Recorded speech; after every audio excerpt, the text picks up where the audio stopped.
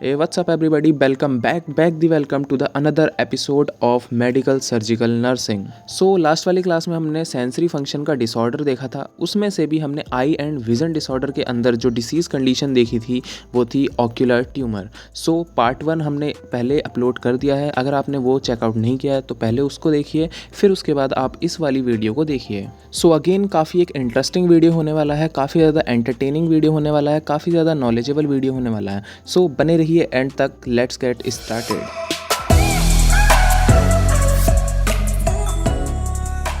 सो last वाली class में हमने डिस्कस किया था ऑक्यूलर ट्यूमर का इंट्रोडक्शन, उसकी डेफिनेशन, उसके टाइप्स और उसके रिस्क फैक्टर एंड उसके कॉजेस. अब हम डिस्कस करेंगे उसकी pathophysiology. So due to trigger factor, यानी कि ऐसे फैक्टर जिसकी वजह से ऑक्यूलर ट्यूमर ट्रिगर होता है, यानी कि एटियोलॉजिकल फैक्टर्स एंड उसी के साथ साथ रिस्क फैक्टर्स. तो इन ट्रिगर फैक्टर्स की वजह से हमारी बॉडी में मेलानोसाइट्स का नंबर बढ़ जाएगा. सो क्वेश्चन अब ये पुटअप होता है कि ये मेलानोसाइट्स क्या हैं. तो मेलानोसाइट्स हमारी बॉडी की वो सेल है जो कि मेलानिन का प्रोडक्शन करती है, उनका सिक्रीशन करती है हमारी पूरी बॉडी में और साथ ही साथ हमारी आइज़ में भी. नेक्स्टली मेलानोसाइट का नंबर बढ़ने की वजह से जो पेशेंट है उसकी आइज़ में पिगमेंट प्रोडक्शन भी ज़्यादा होने लगेगा. उसके बाद बेनाइन या मैलिग्नेंट ग्रोथ होगी आइज़ के अंदर या आइज़ के चारों ओर, और जो इंडिविजुअल है उसको फाइनली ऑक्यूलर ट्यूमर हो जाएगा. नेक्स्टली अब हम बात करते हैं क्लिनिकल फीचर्स की, यानी कि कौन कौन से साइन एंड सिम्टम्स उस पेशेंट के अंदर दिखाई देंगे जिसको ऑक्यूलर ट्यूमर हुआ है. तो यहाँ पर आपको सबसे पहले दिखेगा उस पेशेंट के अंदर आई मोल्स जो कि मेलानिन की वजह से ही होंगे.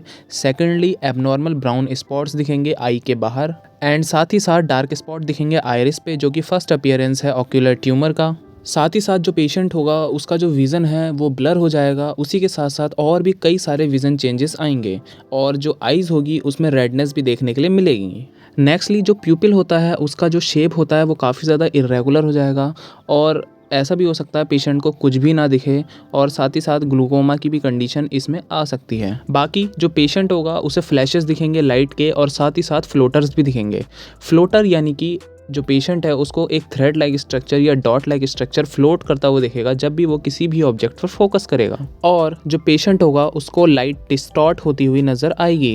एंड लास्टली अगर जो ट्यूमर है वो बस्ट हो जाता है तो जो पेशेंट है उसको रेटाइनल इंट्राऑक्यूलर हेमरेज भी हो सकता है. सो ये सारे के सारे क्लिनिकल फीचर्स यानी कि साइंस एंड सिम्टम आपको देखने के लिए मिलेंगे उस पेशेंट में जो ऑक्यूलर ट्यूमर से सफ़र कर रहा होगा. Now we move forward to the next sub topic which is diagnostic finding. So इस डिसीज़ को कंफर्म करने के लिए किसी भी इंडिविजुअल में ये सारे हमें क्या कहते हैं डायग्नोस्टिक फाइंडिंग्स करनी होती है. इसके अंदर सबसे पहले हम आई का प्रॉपर एग्जामिनेशन करेंगे, उसके बाद आई का अल्ट्रासाउंड करेंगे, फिर उसके बाद OCT करेंगे यानी कि ऑप्टिकल कोहेरेंस टोमोग्राफी. जैसे कि कहते हैं CT स्कैन होता है वैसे ही आइज़ का होता है ऑप्टिकल कोहेरेंस टोमोग्राफी. नेक्स्टली हम एग्जामिनेशन करने के लिए फाइन निडल एस्पायरेट बायोप्सी करते हैं. तो इसमें हम सैंपल लेते हैं यानी कि फ्लूइड लेते हैं जहाँ पर ट्यूमर होगा. तो यहाँ पर जो हम निडल यूज़ करेंगे वो 25 से 30 गॉज की होती है, प्लस हम क्या कहते हैं 5 ml की इसमें सिरिंज लेते हैं. फिर उसके बाद क्या कहते हैं उसका एग्जामिनेशन करते हैं अंडर माइक्रोस्कोप. नेक्स्टली यहाँ पर हम करते हैं मेडिकल हिस्ट्री कलेक्शन, यानी कि जो पेशेंट है उसकी सारी की सारी मेडिकल हिस्ट्री हमें लेनी होती है कि आई से रिलेटेड उसे और कौन कौन सी कंडीशन हो चुकी हैं पास्ट में. और इसी के साथ साथ हमें फैमिली हिस्ट्री कलेक्शन भी करना होता है ये देखने के लिए कि जो पेशेंट है उसके जो रिलेटिव्स हैं, उसके जो फैमिली मेम्बर्स हैं, उनको कहीं ऑक्यूलर ट्यूमर या और कोई आई से रिलेटेड प्रॉब्लम हुई है या नहीं हुई है. एंड लास्टली जो हम प्रोसीजर परफॉर्म करते हैं वो है फ्लोरेसेंट एंजियोग्राफी.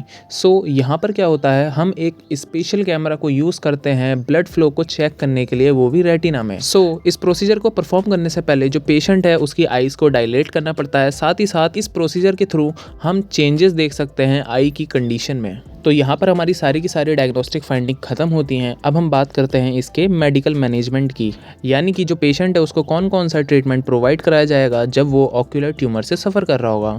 तो जाहिर सी बात है क्योंकि ये ट्यूमर है तो यहाँ पर कीमोथेरेपी पेशेंट को देनी पड़ेगी. तो यहाँ पर जो पेशेंट को हम ड्रग्स प्रोवाइड कराएंगे वो है मीथोट्रिएजेट, साइट्राबाइन, थियोटेपा एंड क्लोरम्ब्यूसिल.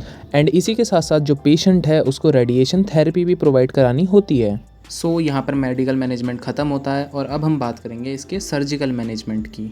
सो मेनली यहाँ पर 4 सर्जिकल प्रोसीजर को फॉलो किया जाता है अकॉर्डिंग टू कंडीशन, जिसमें कि नंबर 1 पर आती है कंजक्टिवल सिस्ट रिमूवल सर्जरी। तो इसमें सबसे पहले एनेस्थेटिक की मदद से आई को नंब किया जाता है, फिर उसके बाद टाइनी निडल की हेल्प से सिस्ट को पंचर किया जाता है और उसमें से जो भी फ्लूइड होता है उसको एस्पायरेट कर लिया जाता है। सो एस्पायरेशन यहाँ पर एक लेस इन्वेजिव टेक्निक है rather than surgically removal of a cyst, so इसीलिए कंजक्टिवल सिस्ट रिमूवल सर्जरी को परफॉर्म किया जाता है। तो अब सेकंड सर्जिकल प्रोसीजर जो है वो है ट्रांसस्क्लेरल रीसेक्शन। इस वाली कंडीशन में अगर कोरोइड या सिलियरी बॉडी में अगर ट्यूमर फॉर्म हो जाता है तो उस ट्यूमर को रिमूव किया जाता है और स्क्लेरा से रिमूव किया जाता है, इसीलिए इसका नाम ट्रांसस्क्लेरल रीसेक्शन है। थर्ड यहाँ पर प्रोसीजर जो है वो है आयरिडेक्टमी। आयरिडेक्टमी यानी कि हम उस वाले पार्ट को रिमूव कर देंगे जहाँ पर ट्यूमर होगा, वो भी आइरिस के। एंड लास्टली अगर ऑक्यूलर ट्यूमर बहुत ज़्यादा सीवियर हो जाता है तो वहाँ पर हम आई रिमूवल सर्जरी को परफॉर्म करते हैं। तो लास्टली अब हम बात करते हैं इसके नर्सिंग मैनेजमेंट की। सो फर्स्ट ऑफ ऑल जो पेशेंट होगा उसको पेरी ऑपरेटिव केयर प्रोवाइड करनी है, यानी कि प्री ऑपरेटिव केयर भी हमें उसको प्रोवाइड करनी है, साथ ही साथ intra operative and post operative care भी उसको देनी है। सेकेंडली उसे डायलेटिंग आई ड्रॉप्स देनी है एज़ पर ऑर्डर। फिर उसके बाद क्या कहते हैं पेशेंट को क्या कहते हैं हमें इंस्ट्रक्ट करना है कि भैया अगर आपको कोई भी विज़न चेंजेस हो तो आप हमें इमीडिएटली इन्फॉर्म करें। एंड लास्टली हमें पेशेंट की आइज़ में रेडनेस और स्वेलिंग को टाइम टू टाइम चेक करना है। सो ये 4 मोस्ट इंपॉर्टेंट मैनेजमेंट थे जो कि ऑक्यूलर ट्यूमर के केस में करने चाहिए। सो ये वीडियो यहाँ पर एंड होता है। अगर आपकी कोई भी क्वेरी हो तो आप सिंपल कमेंट सेक्शन में आकर उसको पूछ सकते हैं, और अगर आपको कोई भी टॉपिक से रिलेटेड क्लियर एक्सप्लेनेशन चाहिए हो तो उसको भी आप कमेंट बॉक्स में ड्रॉप कर सकते हैं। होप करता हूँ आप सभी को ये क्लास पसंद आई होगी, काफ़ी ज़्यादा समझ में आई होगी, आपने बहुत ज़्यादा रिलेट भी किया होगा। मिलते हैं सीधा आप नेक्स्ट वीडियो में, तब तक के लिए बाय बाय।